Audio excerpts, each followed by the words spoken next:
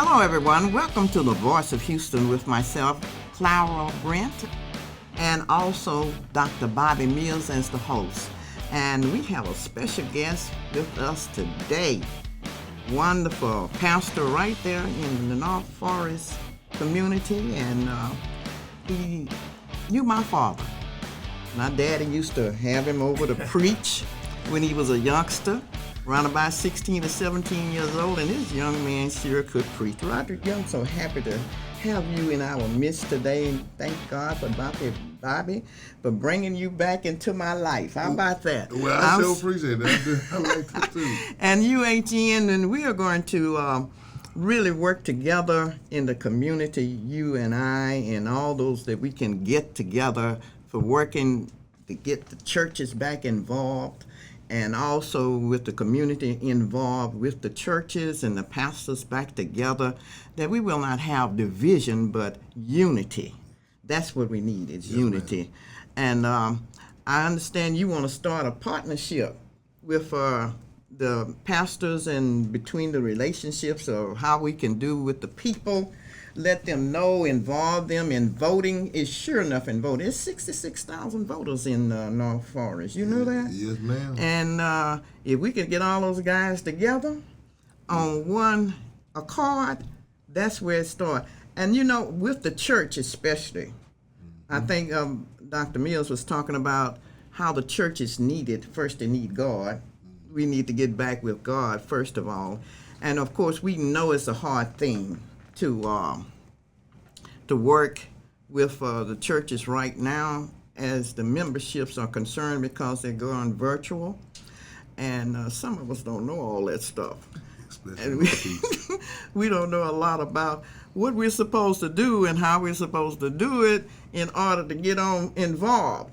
But I know, being a young man, you're going to have that going for us, aren't you? Yeah, I hope to. Okay. Now, Dr. Mills stated that you are, what's your idea on getting the churches back involved, the pastors involved, first of all? Then you can sure enough get the people involved. Well, I think one of the things we have to do is partner with each other and help cover one another's shortcomings. For instance, I was talking to a pastor yesterday. Mm-hmm. His church is in a hotel, so they don't have a room for outreach. So we have room for outreach. Another pastor, Pastor BJ, is with me right now. He was getting together a project for kids who have jackets. So he and I partnered together on that, because in our neighborhoods, a lot of our churches don't have the resources to do it by themselves, but they can do it. What kind of jackets? We gave out hoodies and for the warmth, because there's a school in Acres Home that had kids that didn't have a lot, and the principal is one of our partners. All right, that sounds like a winner, because our children do need covering. It's getting winter time too, and that's a good idea. So how are we gonna do? What are we gonna do about getting the men and the women together who wants to start businesses out in our own community, and we have handicaps? Well, what we've been doing is trying to work with the work source, because a lot of times people who have problems getting jobs, they go to the work source. So we've had entrepreneur sessions where we taught them how to start a business from the front to the back, had banks there. We've also had situations and things where we brought in things that will help entrepreneurs gel together, whether it was insurances or that kind of stuff. Because the church has got to play an active role. Where are you doing this? Where is all this happening? At 109214 Lane, Houston, Texas, at my church. At your church? Yes, sir. On Lane Street? Yeah, Foy Lane. Say that again? Foy Lane. Foy Lane. Yeah, F-O-Y. F-O-Y. Yeah. Lane. Yes, ma'am. So we're going to try to get that together on the so that everyone will know how to reach you. Yeah. And then we're going to try to get our pastors together, especially, I think they meet every other Wednesday night, or every Wednesday day, in our community. And maybe we can get them started on involving their membership. And because a lot of things that's going on, we don't know nothing about them. Exactly. That's the whole thing. Exactly. And what we've got to do as a church is make avenues for people to learn. Well, UHN is happy, very happy to get with you. Yes, ma'am. And make announcements and all those other things so that we can inform our communities. Yes, ma'am. And so what are we going to do about the churches? Well, Doc started it off. He got me with Pastor Farley. All right, Dr. Another Bobby guy. Mills. Yes, sir. All right, you know he's great on everything. Well, I gotta adjust and call him Dr. Mills. I just called him Doc. When we in conversation, he done taught me so much on the phone. Yeah, when I get tight. When y'all get tight, huh? Yeah, when we start talking that Bible, he bobbed it in because the man has studied the Bible and he's a really help. Oh, but he's written many books too, honey. And bringing those pastors together, Mm-hmm. is a part of how we do. Just listening to him and him giving insight helps me to understand. And he connected me with a lot of politicians. He's teaching me how to do that because most of the stuff I've done by autonomous, your own. You're by yourself. And he's teaching me how to get in corners and that kind of stuff and talk to the right people because he brought me to the middle of the day and I'm just listening to how many things are happening. And more pastors have to get involved in the politics of their community to be effective in their community. That's the truth, because these politicians don't do anything to give you lies. I'm going to say it that way. They give you a whole lot of lies. And usually it's a self-serving program that they initiate. Exactly. And once they get in, it's like they don't remember you. Exactly. I heard the other day that what politicians really do remember is money. Exactly. They remember your check, that you wrote a check for $100,000 for their campaign, or they remember that you gave $50,000. What we have to do, really, I do believe if we could bring the whole community together, each church together, put our pool some money together. How do y'all think about that? Pooling that money together, writing a big time check to that politician, and tell them this is what our agenda is, and we want you to work for it. What about that? Could that work faster? Well, I think the first thing, Dr. Clara, we are going to have to do, especially in the black community, we got to put God first. Yes, sir. Okay. And when you put God first, you're putting the truth first. Well, that's what we do here at UATN too. Unfortunately, many of us, too many of us, we do not understand what the role of the church institutionally is. So, Bishop, how do you see the church in terms of its role as it relates to community development? Well, if we watch some of the more prominent names like the Windsor Villages, it is our job to create community and to develop the community that we want to see our families have. With Corinthian Point, he has a school, he has the YMCA. If we follow the book, the Bible is determined that God wants us whole body, mind, and soul. And so it's following that pattern, getting us there. Well, we have YMCA out there, and you know what happened to it? It turned to a city park. Thank you. So we need to get together in the community, because we have a YMCA, have a pool, a gym, all of those things, and they have worked in this community of ours through the city of Houston to take it from us. And we have let them. We are too complacent. Don't you think? We are too complacent in everything that we do out in the black community. We are complacent. We don't work together. We don't fight together. We don't eat together. What? If we're not complacent, we're competitive with the wrong people. Is that what it is? Other. And the truth is, we're competing against each other instead of partnering. It's about church size. It's not about impact. It's about who you know, not who you are. Physical church building. Yeah. And I really believe COVID is God's way of getting us out the four walls to make us recreate and think church, so that we start thinking about loving our neighbor and doing good to those who have despitefully used us. There are a lot of things we got to do, and I believe that with all my heart. Right. What's the first thing that you would say we should do in North Forest? What's the first thing? Bring jobs so that the medium of income goes from 18 to 24,000 above that, and learning how to do things within our community, not expecting other people to do them. That's how I see it. And really, like, churches are gonna have to partner with the work source. We're gonna have to get with the labor department. We're gonna have to bring jobs into our community.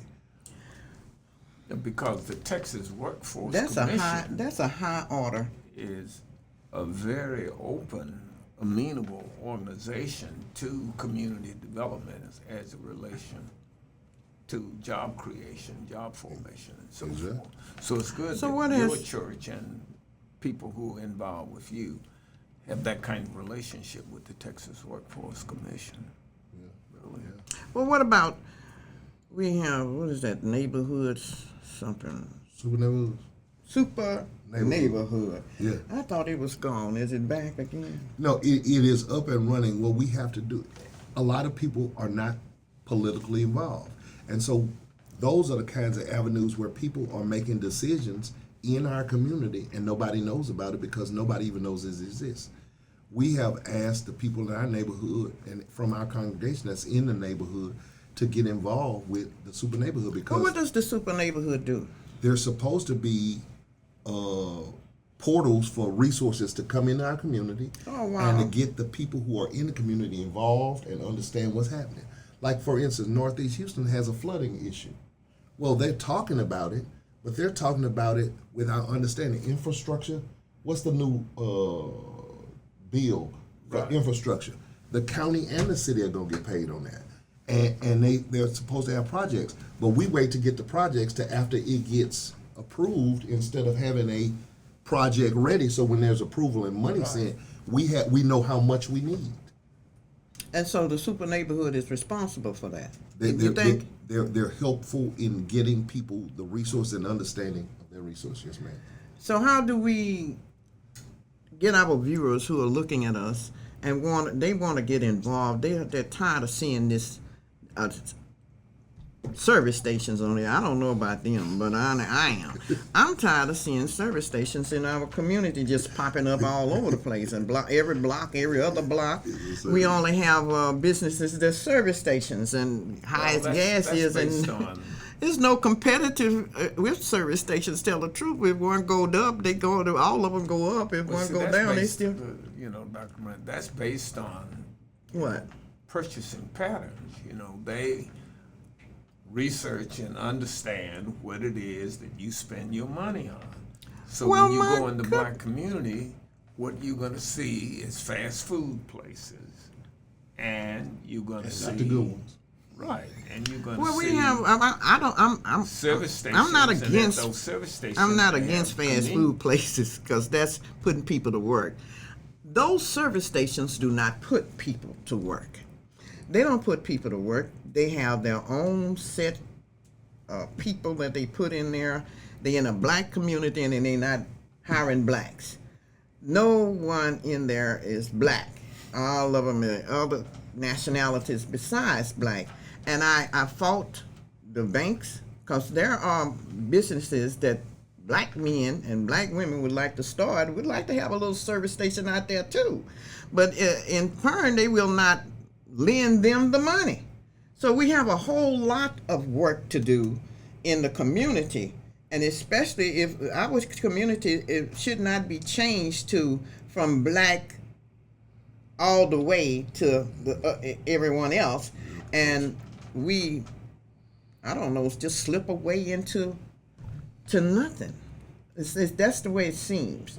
Right now, you look in Fifth Ward, it's slipping away. Well, education is going to be the part of that.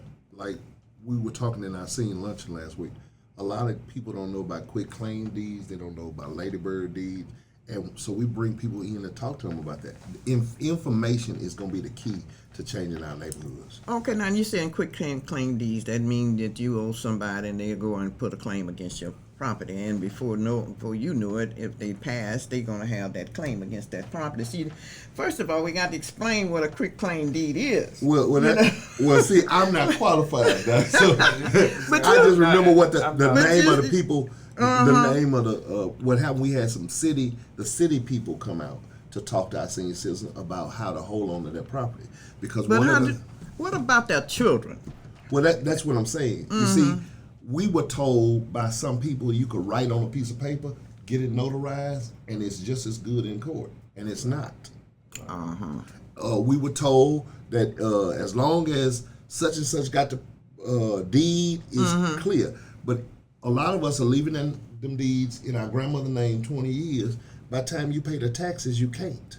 So you Because end the up losing taxes the property. because once I understand where you're coming from. Because once they pass, they are still on exemption. That property is still on exemption, but they haven't. The children have not tend to business. That's right. That's what you have to do is tend to the business. Yes, ma'am. And once the parent pass, you have to go to the courthouse and change that deed to, or have a lawyer to change that deed to, whereas you will be on the deed and pay those taxes instead of letting the property just go on and somebody looks into the records of the city and the tax cut, the school tax and all of that, and they look at it in the school say, oh wow, this lady should have been dead, or this man should have been dead. Let's check into this. And they find out that the people died 15 years ago and nobody has paid any taxes. And so they close. They foreclose on the property and the children. But the foundation, Dr. What? Clara, of the problem is that the earth is the Lord's and the fullness thereof. So you saying what you Now, saying? They gonna get rid? Let me get to They the gonna point. get? Let me get to the point. I'm Okay. trying to get to the point. I'm setting you up for the Oh, point. okay. See, the earth is the Lord's and the fullness thereof. All right. So the system is designed on a what? Real estate system. Because the only thing that's what? Real is land.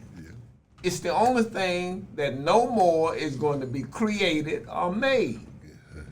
So what we don't understand as a race of people is that once you have property or land that Try was to keep it. developed in your family, That's right. you keep it and pass it on from one generation to the next, and that's how you create wealth. Because there's a Exactly. difference between money and having wealth. Wealth is based on what? That which is Assets. real, Yeah. land, real Real estate, estate, buildings, property. Now, take for instance me. You know, I grew up with grandparents that I saw struggle and work hard to get a few acres of land. Now, the rest of my first cousins, you know, because my grandparents, they had 9 children. The rest of my cousins, they went to college like I did. And You so know, what happened? Now, they live where my grandparents lived, but so when my grandparents died, they didn't have sense enough to go and pay the taxes and everything. So I went through probate court, paid the taxes, and got control over, kept it in the family. In my name. And they got and mad got at a you. will and got it filed and everything, so that property, my kids will know, don't you sell this. Yeah. Yeah. No matter what happens, don't you sell it. You pass this on To your your children, and your children pass it on. Don't, because your grandparents, your great grandparents, they suffered, bled, died, took abuse, called all Lord. kinds of names, everything except the child of God, in order to possess this. And that's they knew what the we're value. missing They out. knew the value then. Right now, we don't know the value, and that's where the churches come in, where we have the pastors come in, teach the people value of assets, and not to just, I want a big time car, and that car breaks down, and time you roll off the lot with that car, it's depreciated to almost $4,000, $5,000 depreciation, and that's not an asset. You want to look at property as an asset. And when we can keep our property, we got something working for us instead of selling it. That's the whole issue. What we going to do about the community development? How do we get to the community development? We had a place out there on Homestead, and you recognize it. It used to be Kmart years ago, Kmart Shopping Center. It's something that's going on between the city and our community that we cannot get that property to the point of development.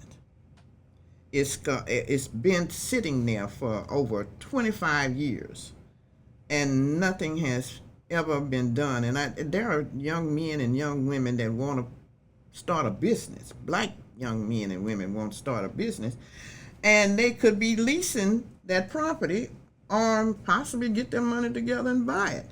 But we cannot get it open. What's going on with that? Have you found out about that?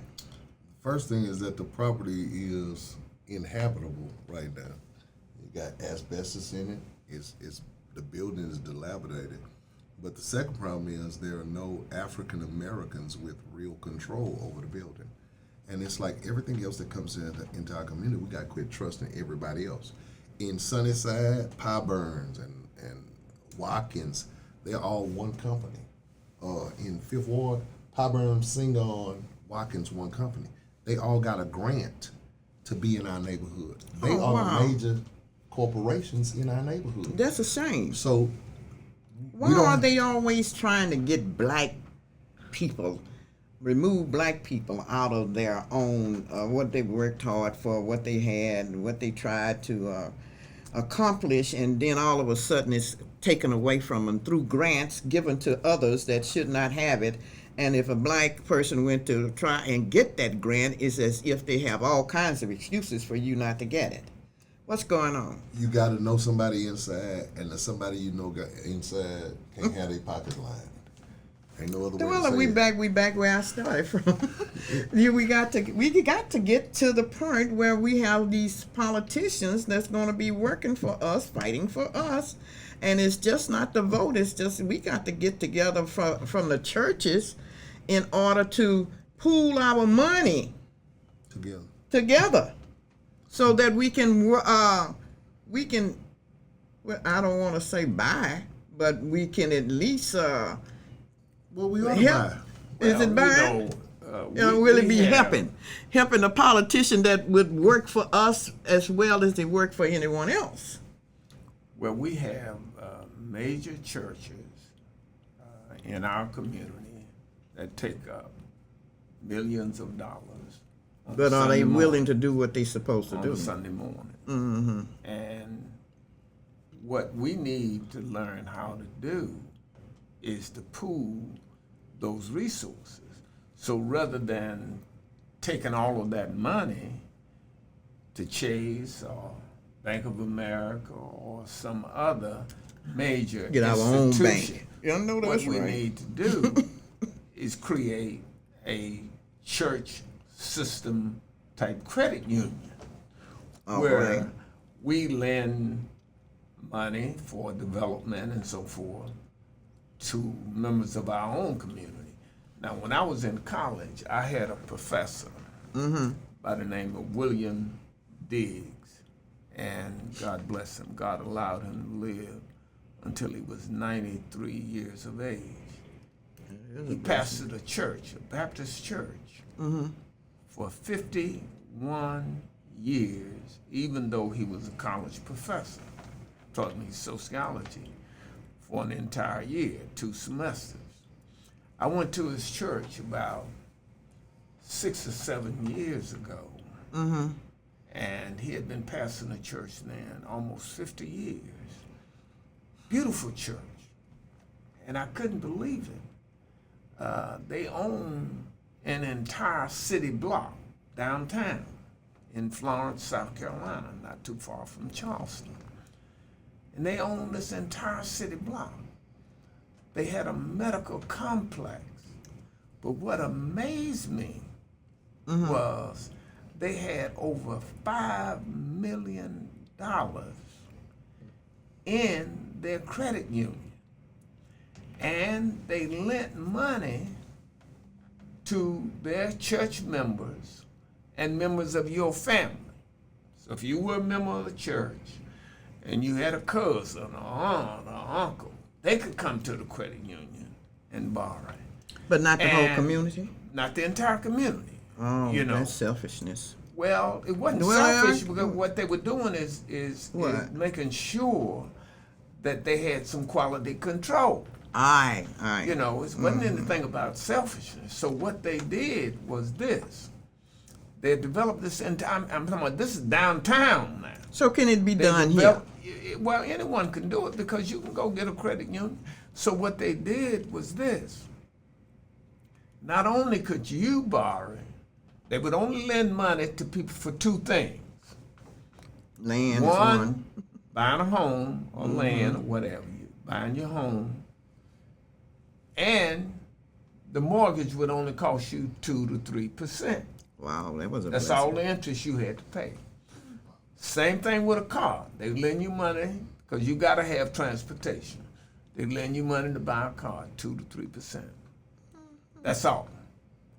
Now, you could borrow the money, and your family could borrow the money for those two things. That's all. But they had all this money, and they were developing their neighborhood because that's what it boils down to. It's neighborhood development. development. Exactly. If a church that's a exists good- that's a within good, in the community, example. the least you ought to be able to do is develop the community in which you exist. Yes, sir. Because family is about three things. Number one is about God. All right. Because the earth is the Lord In the fullness thereof. and the fullness of. And you got an appointment. You don't know when, and you don't want to know when. Now that's the truth. That's the bottom line on that. Number two, church is about what? Community development. Exactly. Because if you exist in a community and you're not uplifting what? The people. That Their community, and, yes. and the people in that community. I was at a church not too long ago, and here was this elderly lady, about 90 some odd years of age. She had taught in HISD, and I was there visiting with her and some other people that knew her. And I asked her, I said, there's a church right on the corner. You know, do the deacons or any of the people ever come and visit you and, you know, just bring you a cup of tea? She said, no, I never seen them. Never seen them. So Right now, the church, now right in their back door, right in their front door, no involvement. So to them, the church is about Sunday service, midweek service, and that's it. The rest of the time it's closed. That's right. That's right. Those 2 days. Guilty, So now you guilty, have no, guilty. Yeah, we're you guilty. got a visible institutional Yeah. church present. Yeah, the but church you is have guilty. no what? No church involvement. programming. No programming and Now, involvement. Doc, watch this. When I first got started, somebody tried. They go to Tattoo Man, comes in and talk to me and say, tell me what you need money for. I said, well, I'm trying to do some community stuff. He said, I got a question for you. He said, I said, what? He said, why is it that you come to me talking about you trying to do community work? Y'all open 2 days a week. I'm open 7 days a week, 24 hours. All I do is tattoos. You got the word of God. And his challenge to that me was a is good what one. made me start talking Switch the about paradigm. switch my paradigm. When Dr. Mimi, I was talking about, I want a 24-hour church, not church service, but services at church. And that I want you to be able to walk in for counseling. I want you to be walking in for food. I want you to be walking in for whatever your need is. And, Yeah. and it was that challenge that got it there. And we got to go back to challenging pastors. We can't hear what you say till we see what you do. And that's got to be the reality of what we do. People have to see us more. Involved. One of the reasons I told you about our senior luncheon. I bring politicians there. If you can't come to our senior luncheon, we will make note of that because our seniors have to be informed on what you're doing. And more than just you come and eat with us, what are you doing? When we had the candidates, we had both candidates for District B. I got upset. You know what their main point was? Trash cleanup. Hell, I clean up my own trash. I need some money in here. We need some grocery store. We need to have businesses that turn back to the you community. can go. That's the truth. Where you can just go in your community, and if you don't, you don't have to go 5 or 10 miles out of the way to get something you need, like a pair of blue jeans for your child, or a pair of tennis for your child. and you don't have a variety of places that you could go to in that community. As large as that community is, everything is nothing but homes and service stations. Before churches, of before course. Harvey, just before Harvey, when they put that building on New York and 59, we didn't have no Ross. No. Ross is the closest thing we got to a shopping center Yes. that's not in Humble. Yes, that's true. Now, the next thing we need to speak about is how we're going to rebuild this community. How are we going to rebuild? Just say, not only South Park, but I'm thinking about where I live. How are we going to rebuild a community that we don't have on every other corner we have somebody trying to sell dope? On every other corner there is someone stealing somebody else's stuff. What is going on? How do we rebuild the community through the church? What do you all think about that? How can we rebuild? I know we've hit some points, but it's not enough meat. Well, the first thing we are going to have to do is envision how we rebuild family. Because the beginning of every society is family. There is no nation, no society that exists on the face of this earth that doesn't begin with family. So the first thing we have to concentrate on as black people is how do we rebuild family structure? Because every institution evolves from family. Whether it is the church, whether it is the school, whether it's the economic institution, no matter what institution, it comes out of family because the basis of every society is family. I don't care where you go in this world. You can go to China. There's a family structure. That's right. And our problem is, as black people, prior to 1964 and 1965, we had family intactness of almost 90%. And when you say family intactness, you're talking about the man and the woman in the same. We know what a family is: a father, a mother, and children. So what we gonna do? Because the father is gone. Most of they either in jail or they dead or just. Something wrong with their minds. What is going on? Most of them guys you talking about out there on the street. Yeah, something wrong with their minds, and they've lost dope. Yeah, which is no hope at all. Yeah, because your hope is in Jesus Christ. Mm-hmm. And how? Well, that's something I know. We right here this morning, we ought to be able to say something about what we can do to get these guys off the street. What can we do? Pray for them? No. Jesus church their lives? Said that if that's all you're going to do, pray for them, it ain't enough. Mm-hmm. You church them? Truthfully, we got to bring in jobs. Uh-huh. If you want to get men off the street selling dope, bring in jobs that don't make them have to break their back to work and then figure out how they're going to eat at the end. Mm-hmm. You can't, the honest truth is we can't just raise the minimum wage because it will cause problems. But you're going to have to raise it because nobody can make it on $7 an hour. You can't feed a family on that. And a lot of our families are illiterate because our schools, let's look at North Forest. We 4-5 years behind. They closed it, but when they closed it behind. And they're behind because we got leaders who, instead of putting money in places where kids can be helped, they help themselves. It's called throwing you under the bus, and it's a lot of black people throwing each other under the bus. It's pitiful, just throwing each other under the bus.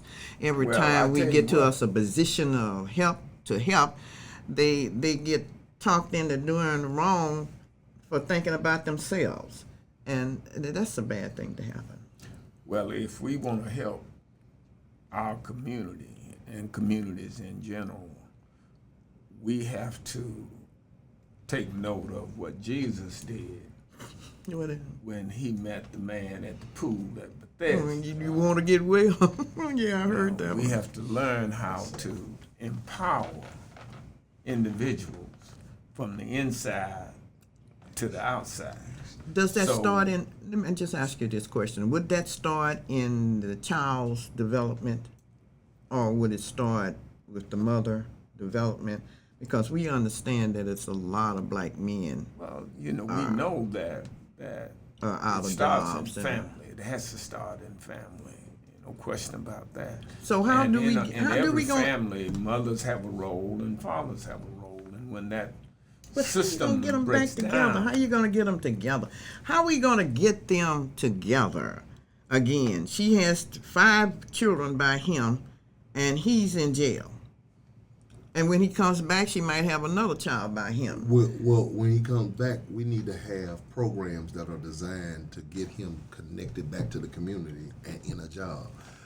I've been talking to business owners about how we can get programs where we teach restaurant businesses from the start, from cleaning to up until ownership, and having it where there are investors who will invest in those convicts because they've shown over time, hey, I will work. I have learned how to set up a business, and I want to do it. So it's us getting outside the walls and connecting with people who got the power, but don't have the access. We got the access to the people who need it, and we can't let them make money off us, sending us to prison. We got to start devising plans that'll stop that. And this is where the role of the church comes in, because the church is the one institution that can spiritually empower people from the inside to the outside. So what's the idea here? Do we go into the streets? Do the church people, pastors, go to the church to the people in the street, knock on the doors, tell them about, we are willing to help you if you're willing to help yourself. I'm talking about come and bring your baby with you, and so we can join together and think about what we can do to get this. It's really, Dr. Nothing Clara, like it's that. It's really the preachment. The what? The preachment. It's the preaching that's going on in our churches. We have too many pastoral leaders in the black community That's not willing to go knock on the door? No. Watch Listen to this, me. watch Let this. me listen to what I'm saying. Okay, I'm watching. They're preaching for what? Profit. Money.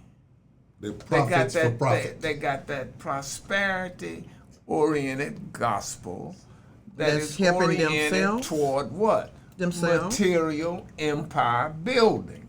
Mm-hmm. It's not oriented. The preaching is not oriented toward building what? Lives. That's what the problem is. Is Genesis 11. Let's We build a need building the and money get to because- God. So let's build a what building they're big saying enough is to that live we holy. need Right. the money. We need money for you all to give. Who will give $1,000? Who will give Well- $100? We want to expand the cafeteria. Watch this. When we Well, that's what you're speaking on. Well, what I'm talking Go about ahead, I'm sorry, is, sugar. is go back to Jesus when he met the man at the pool at Bethesda. what happened now? Here's a man that's been lying up by this pool for 38 years. Well, In you the think he same- was lying? He couldn't get out? Hold second. All right, all right. For 38 years, he's been lying up by this pool. Mm-hmm. And Jesus comes by. And he looks at the man. And he said, well, why are you lying up here by this pool? And so he goes through this long dissertation about, I've been here 38 years, and there's an angel that comes down from heaven and troubles the water. And if you can get in the water, you'll be healed. And all of that. And he said, when I try to get in, somebody get in front of me, and then ain't nobody here to help me, and all this kind of stuff. So Jesus looked at him and he said, is that so? He said, yeah. You know what Jesus said? Yeah, you want to be healed? Do Get on you up and want take to up your answer the bed. question? Do you want to be healed? And then Jesus said, get in the pool, fool. Because I'm not going to put you in the pool what? Either. Because I'm not going to what? Enslave myself to you. Because if I see you tomorrow, you're going to want me to feed you. See you the next day, you're going to want me to what? Clothe you. See you the next day, you want me to give you a donkey to ride on, and so on and so on. So Jesus learned how from God, because he was God, to what? Empower people from the what? Inside to the outside. And the preachment in the black church is not oriented toward empowering people from the inside to the outside. No, we encourage and hope they get empowered. Yeah. Well, what you gonna do then? Every week I gotta tell you, I know it's all right. Yeah. And the reason I'm telling you is, I'm teaching you is, I know it's all right, is because I ain't taught you how to get it right. Right. And so it's a whole process to that. And I gotta hoop and emotionalize you rather than spiritualize you, because what I want you to do is become so emotional you start reaching in your pocket and think you can buy your way to heaven. And it won't When work. heaven is not a place, it is a what? State of being, yeah. state of mind. It ain't somewhere you got to what? Go. It's something that you must what? Experience from within you. So now, since we've come to that conclusion, what we Amen. so what we gonna do? How we gonna do it? When will we do it? It might be from the three of us, just the three of us. How we gonna get these guys? I see it. You gotta answer. Go ahead and tell me what the answer is. No, I'm waiting on you. I'm gonna need you here. How we gonna get those guys to those ministers that's doing just the opposite of what God wants them to do? How we gonna convince them? Those that have 5,000 members, how those that have 2 to 10 members, how are we going to convince them, those that have 25 or 75 members, how are we going to convince them to come together and let's do what's right toward the communities that your churches are in, toward the communities that the fellowship is low with the parents, the children, and the husband or the man of the house has been separated from those people? How are we going to get them in an orderly manner to push forward like our forefathers pushed forward when they had all that against them? They had a lot against them, but they pushed forward.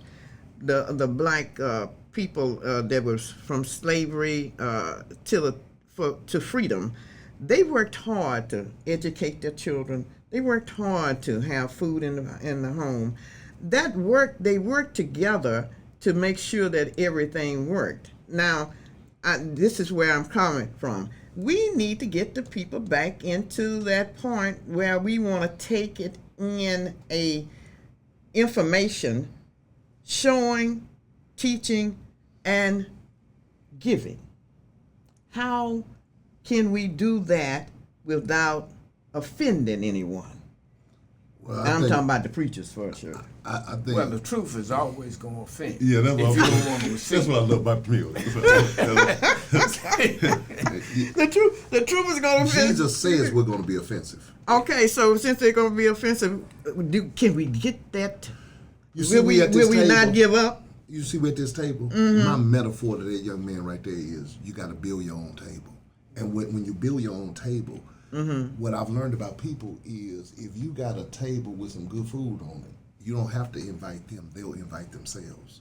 And so we got to start putting our stuff together. When we talk about working with the Department of Labor, when we talk about feeding, when we talk about doing things that help. But it's people, free. It's free.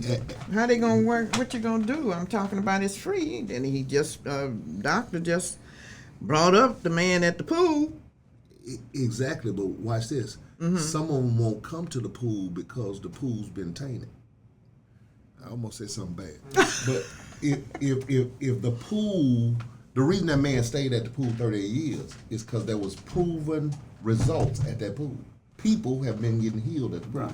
The reason there's nobody at our pool is because our water's been tainted. And so there's no good results, huh? We haven't had no results lately. And the truth of the matter is, the man got healed because Jesus put a word out there for him.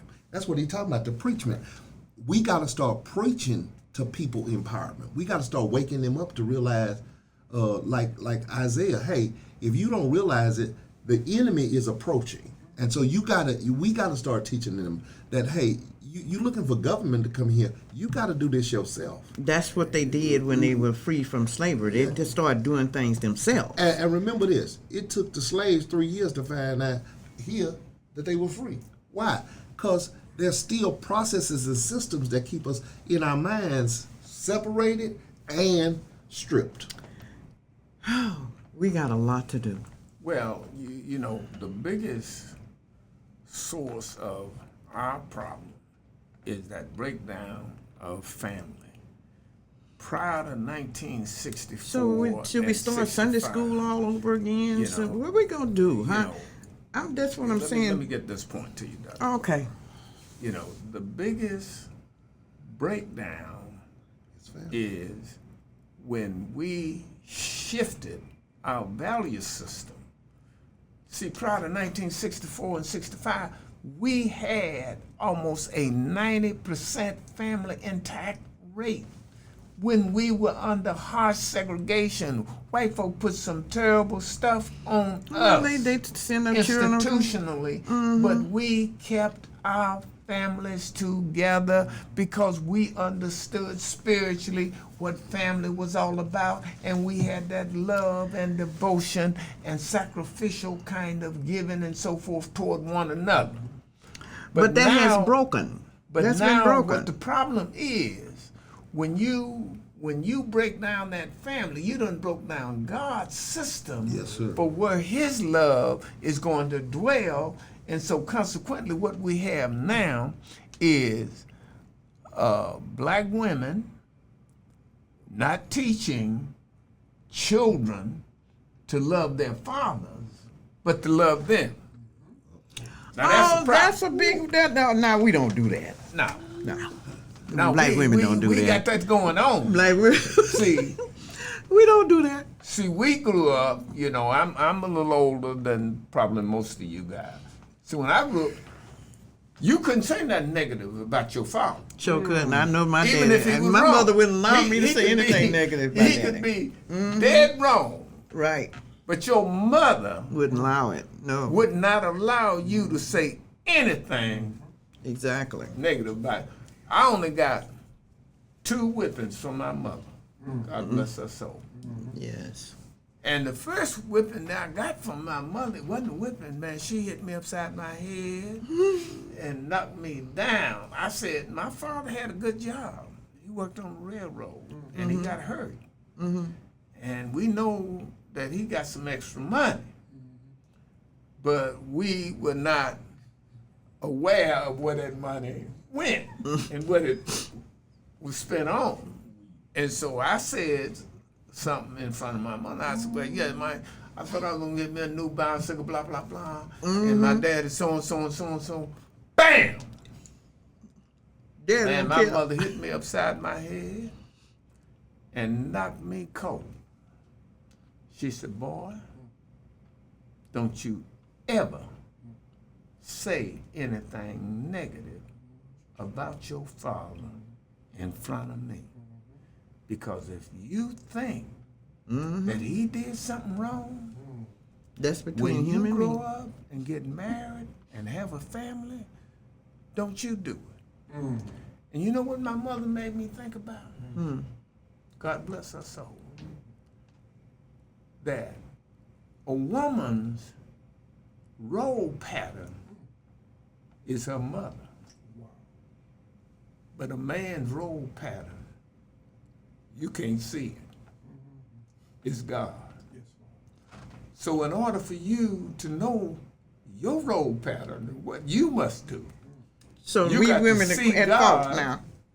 Of course. you got to see Well, I mean, God Adam did say that woman with is the bad. eyes of your mind. That's what you got to see. Now, a woman, she'll get confused if she got a messed up mother. Yes, sir. But a man, he doesn't have to get confused if he knows what his pattern is. And what And is that every- pattern? God. God is the pattern. He got to And be if like God. He got to know God first, though. That's the whole issue. Most of them don't know God anymore. They just done lost all because- connections with Him. Because of the And environment that makes the that they're woman want to growing up lose in. connection with the man because he's lost connection with God. There you go. And But So now we- most of what they're losing connection over is societal. It's not the stuff in the house. They still like each other, but society's made us the unpopular choice. Yeah. Now we got to leave home and go to work. If we're not leaving home and go to work, we got to come back and try and deal with a system where if we get pulled over for a parking ticket, we might get shot. And so it's the pressures of being a man are different. But A you black asked us man, what of we were course, going to yes. do. Mhm. You asked what we're going to do. I Exactly. think we got to go back to Acts, because in Acts they had all things common. It was because they really thought about everybody being at this table that it made a difference. Now watch this. I was talking. I like to talk Bible with him because he just go ahead, I'll talk with you. but this boy, the funny part about when Luke writes about how Jesus had that banquet, he says, "Whosoever will, the lame and the maimed got to come to the table." Here's what I understand: if the lame and the maimed got to come, we got to adjust the table. Because if I'm lame, I can't get there like you. And if I'm maimed, I got some deficiency that even if I get to the table, I'm going to have to eat with my head down. You're going to have to help me. So once the church realizes that we got all things in common and we got to readjust what we're doing, it changes how we do ministry. I'm not coming in here to holler at y'all. I'm coming in here to empower y'all. So like before the pandemic, we just had Bible studies, Tuesday mornings, Tuesday nights. Since the pandemic, I don't have Tuesday night Bible study. I have Tuesday morning Bible study. But that Tuesday morning Bible study, my senior citizens are going to leave there. They're going to exercise for an hour. Then they're going to get together, and the stuff we get from 360, they're going to mobilize it. So when I go give out food and stuff, they come, they pack the underwear, all that. They're the main ones there. And they realize that their job is to share, because there's a lot of people don't have mothers at home and motherly figures. So my mother sit out there while they pass. I say, "Hey, baby, how you doing?" They've learned that their job is to gain community. See, we leave a lot of pressure on the preacher, but the people have a role. Oh yeah, There's a lot of people don't come to the church because they don't like the people around there. They love the pastor. They don't like. So we got to get to the place where we go back to. It's got to be community central, not just me. I agree with you. I'm agreeing with you all in a sense, but the most important thing about What's the sense you're not agreeing? the sense I'm not agreeing with is that the how we going to get the ladies, the mothers of these children, these young mothers, not necessarily the senior citizens, because they are set and they love. The majority of the women who are senior citizens are lovers of people. It's the young women that I'm speaking of. How are we going to get them to be lovers of others and not so self-centered around myself, me, myself, and I, and also self-centered around my children, and not knowing that it's important for me to be a leader, a mother, then a leader, then a nurturer. All those things come into play as a woman, a young black woman. What we gonna have to do? These women gonna have to say, no pain, no gain. You are not going to be able to receive pleasure and leave me with the pain. Amen.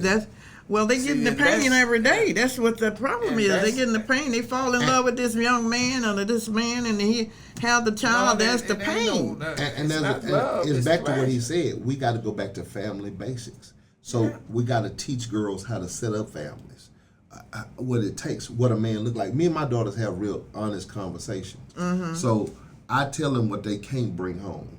Now, they can pick whoever they want. I'm like, God, you can pick whoever you want. But there's certain stuff you can't bring here. You're not going to bring somebody who you got to pick up. Remember, my daughter got a young man, he ain't had no car. And he was so dumb, he called me to tell her to pick him up for a job interview. I said, if you do, y'all both going to be walking.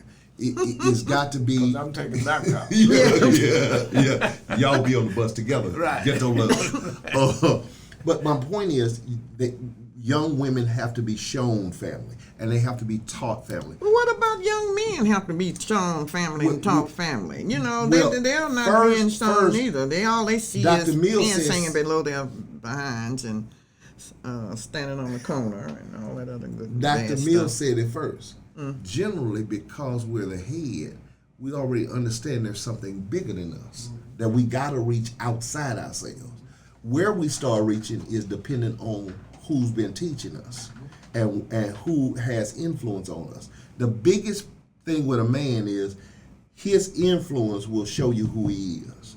Who he hangs around, what he talks about, what he does is based on who he's been around and who's imparted to him. Well, what are we going to do?